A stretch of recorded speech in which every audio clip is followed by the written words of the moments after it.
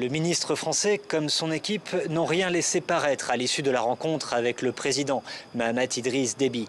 La France doit considérer que le Tchad a grandi et qu'il est désormais jaloux de sa souveraineté, a simplement glissé son homologue tchadien Abderrahmane Koulamala, qui dans son communiqué parle d'une décision mûrement réfléchie, annoncée d'ailleurs très symboliquement ce 28 novembre qui marquait le 66e anniversaire de la proclamation de la République au Tchad. Le ministre laisse entendre qu'elle pourrait entraîner un départ du millier de soldats français stationnés actuellement dans le pays, mais qu'elle ne remet pas en question les relations historiques et les liens d'amitié entre les deux nations. Je vous propose d'écouter le point de vue de Wakid Tama, organisation de la société civile qui milite depuis des années pour le départ des troupes françaises.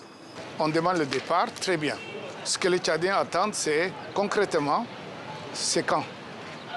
Concrètement, c'est quand? Il n'y a pas d'agenda.